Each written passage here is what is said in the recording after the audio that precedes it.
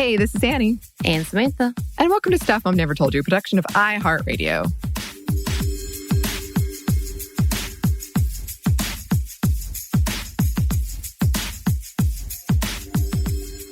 For today's Monday Mini, we thought we would take a little bit of a break, a breather, and do a lighthearted discussion around what we are calling the new hanging out. And we had this idea long ago, long before the protest. So now protesting is kind of the new hanging out. Right. I think you and I have hung out the most because we've been going to protests together. So yes, it is very bizarre to see people that you know in public. One, right. It's odd how bizarre it feels. And two, everyone has masks on. Right. So there's kind of that level of it going on. I'm definitely more wary of people not wearing masks. There's a whole level of judgment. And I also love the fact that now I look at people's masks going, oh, I wonder where they got that. I want that. Yeah. That's my new, instead of being clothing, it's now masks. I'm going to try to DIY one. As a cosplayer, I feel this was within I can learn to do this because mine, as you saw, Samantha, my mask is way too big for my face. Right. And it just doesn't feel great when you're having to continuously touch your face to fix it. And I have it all pinned up and it still gets loose. So that is a topic for another time. But if any listeners, which I know a lot of you are very crafty, have tutorials on mask, please share them. Right. Please. I don't need a tutorial because I'm not going to be able to make that. I've barely got it into knitting, and I don't think knitted masks. Apparently, some actresses think it's okay because they just put filters in it, and I feel like that's knitted not mask. Necessarily effective. Yeah. So that's the whole thing. But whatever. Samantha that's again another topic. She has a little, the world's smallest scarf, but she has made some progress with her knitting. I can now make some rows, though I have a really hard time transitioning to the next row. That is one of my hardest things because also sometimes I can't, it's the whole thing. So I'm not going to get into it. But I have started really doing a lot more. It's always there now for me to pick up so I can try to stop getting on social media. But I want to be on social media because I want to know what's going on. And people on Twitter know what's going on. They certainly do. But that's my new way of hanging out. Twitter, essentially. Twitter, I'm just gonna find people and pretend like I'm friends with them just by reading their statement and liking it. That's what I do. That's your new hanging out. So I have found it really, really interesting and kind of heartwarming the ways people have found to hang out while we're apart. And I know I've talked about it before. I am or was, not as much now because there are all these protest and activism things to be doing so many virtual hangouts and happy hours and game nights and movie nights. I think we've done more game nights because of this than we have before because we were all traveling. Right. And that's always fun, especially because I am doing Dungeons and Dragons and trying to figure out the overhead camera and where is this camera. I'm having to do a multi-camera setup, Samantha. Right. It's wild. And yeah, I love video chat with 27 and Scener. But one of the things I wanted to talk about is sort of etiquette, maybe any etiquette you've noticed. Because I have really quickly just thrown a lot of things out the window. I don't put makeup on for these virtual hangouts. I might not even put pants on, and I might not even care if I don't have pants on. Right. I have upped my virtual background game. Right now, my current favorite, I like the fire, that everything is fine fire meme. And I also like I have the shining elevators with all the blood coming out. That's a real, people like that one. I was going to say, our producer, while we do I think we've talked about it. Have we talked about it before?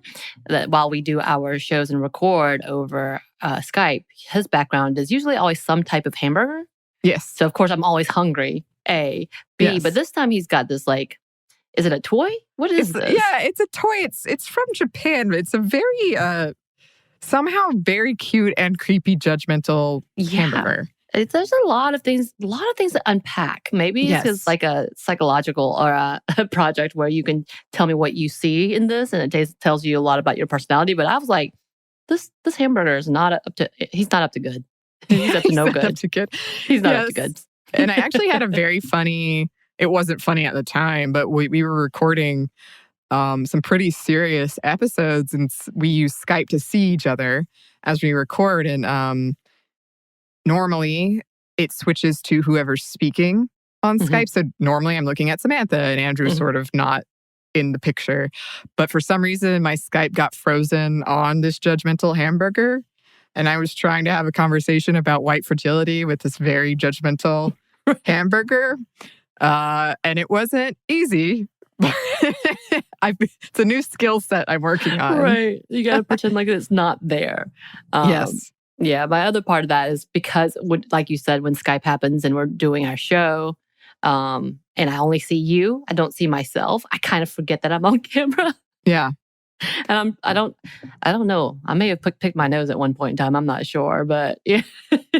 It was probably on the judgmental hamburger.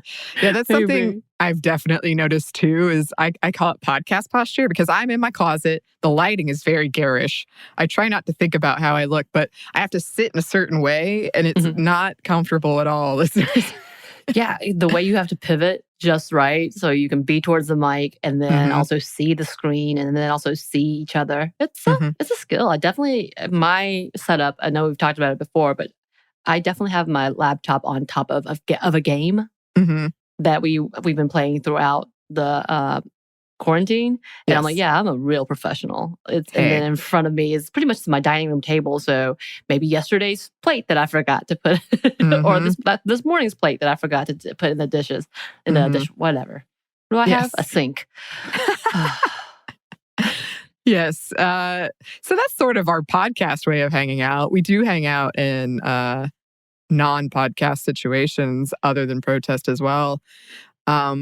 I've noticed for me that one of the rules I've had to put in, because I am an extrovert, I have to put a time limit. Because as you know, Samantha, I will stay. I will burn the night away, and its light is coming up, and I'll still be talking to you. So I've had to put in time limits. Right. And I love seeing, like with some friends, we do house party. With some friends, we do psych, which is really fun. And some friends, we just talk and talk and talk and talk. But having these ways of hanging out virtually that we found, it for me has been so helpful. Yeah, you've been so busy. Like it's impressive. Like I will ask you, hey, how's it going? Do you want to, whatever, maybe talk? You're like, I have 4 happy hours. I'm like, good God. And a watch party. And it's probably Star Wars. Always Star Wars. Listeners, I have watched Star Wars a lot as of recently. Because she is the best. She is such a kind soul. Right. And I know one of the things we're talking about is, well, the protests and everything has kind of changed and abruptly pushed us a little quicker into the world of in real life contact. But what kind of is happening? I know Anney and I slowly were like, hey, have you been quarantined for 2 weeks? Like we measured our time. Like, okay, you quarantine from now for 2 weeks. I'm going to quarantine from now 2 weeks. And this was just recently. Yeah. And then we could actually hang out in person. Right. And that's been kind of my new thing is, okay, we slowly are coming back together. What does this look like? And at one point, I know I met up with Caroline, and she and I sat 6 feet away from each other, picked up some to-go food, and then would put on our mask outside of eating. Like it was really kind of funny how often, because it would just hang there. So I would just have it hanging there ready to go. If anybody was going to walk by me, immediate. I would stop eating, put the mask on, and then that. But that's kind of like, and then I will vet people and be like, so... And honestly, though, I've only hung out, I think outside of the protest, you and one other person outside of my, my partner who pretty much lives downstairs. Someone called him my roommate. And I'm like, yeah, pretty much. But he lives downstairs in our apartment complex. So we see each other on the regular basis. So that's kind of been my rule. It's like, okay, I'll vet you. And I'm not gentle about it. I'm like, so have you been quarantining? Like I just outright ask. Yeah. What have you been doing? Who have you been seeing? Okay, then. And I've done it twice now where I've actually gone to a place and we sit 6 feet away from each other, I will take my own drinks. I will take my own hand sanitizer. I will take my own water bottle. And typically I won't use the bathroom until I get home. Yeah. Yes. That's my biggest thing is like, once I have to go to the bathroom, I'm leaving. Right. Exactly. Socially distance gathering. That is my time to go. Yeah. Sorry, bye. But it's because of the protests and reopening. Since I've been to a protest, I have, now need to quarantine myself because I don't want to bring that to anybody else. So that has kind of halted that little social distance visits because I'm like, even with the mask and 6 feet, there's no reason to risk it. Oh, yeah. Right. So those kind of been my rules. And when it comes, as we're slowly coming back, it feels like, and very slowly. Yeah. And I was thinking about that today because I heard New York is in phase 1 of their reopening, which shocked me. I suppose to me, it's hard as someone who has been quarantining, as in not leaving my apartment for 2 weeks at a time, sometimes 3 weeks at a time. Right. I'm having trouble envisioning going out and being in big groups without a mask and without your hand sanitizer. And how long is that going to take for us to feel comfortable doing that again? And I know for some people, they're already there. They've just been waiting. But for me, I think it's there is going to be sort of a trust issue. I mean, that's kind of the thing. Is kind of the people that I've been hanging out with, or I've considered hanging out with, is the conversation of, do I trust that the information you give me is correct? And do I trust that you would not? And I know there's the argument that this is going to hurt our immune system in trying to work this out of our community. I don't know the best way to say it. You know what I mean? Right. As well as they're talking about a vaccine that could possibly coming out by the end of this year. However, the other report to that is it's not going to necessarily slow down. Right. It's how sort it's been affected. Yeah. But I'm very interested to see what happens there for a lot of reasons, obviously. But also, people have been super innovative. I've loved seeing these virtual dance parties. Yes. All these ways. That's why TikTok has gone all the way up. They're including their families, and this is how they're dancing. Oh, my good friend Marissa, who's been on the show, is on TikTok, and she keeps sending me these cosplay TikToks like, don't you think you'd like this? And I said, yes, I do, but I'm oversaturated right now. Right. Oh my goodness. I've missed the TikTok window. I feel like I have too, for sure. I missed the Snapchat window. So if I missed that, I was absolutely on the Snapchat, but I missed Snapchats. The TikTok. But it is very important right now that we find these ways to stay connected and we don't get so isolated. And another part of that conversation is, again, not everyone has access to the internet. Yeah, and I know I just listened to a report accidentally, because I don't listen to reports typically, about how even those who've been promised access has been limited. And even companies that have been funded to give free access has been limited. So even those who are promised or think that they've gotten a way to do it, that like people's arguments have been that, you can have free access and you can do it. It's not been happening. Right. The funding either has not come through, or the company has, whether it's because of technical difficulties, has not been able to give it out. And that's a big conversation of when accessibility is promised, and then therefore people believe that it's there, and that's laid on the individuals, and then specifically with students when we talk about that, and that they should have that access, but they don't. What does that look like, and how does it fix when they think there is a fix? Yeah, and that is a very, very important conversation. It was before this, but it definitely is right now. So, we just wanted to kind of go over what we're doing. We would love to hear what you listeners are doing.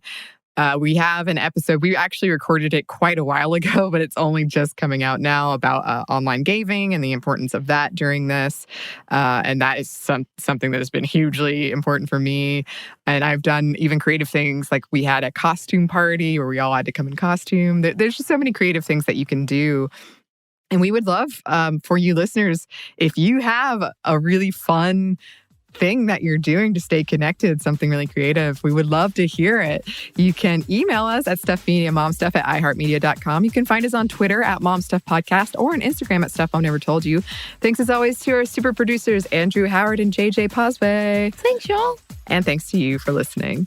Stuff Mom Never Told You is a production of iHeartRadio. For more podcasts from iHeartRadio, visit the iHeartRadio app, Apple Podcasts, or wherever you listen to your favorite shows.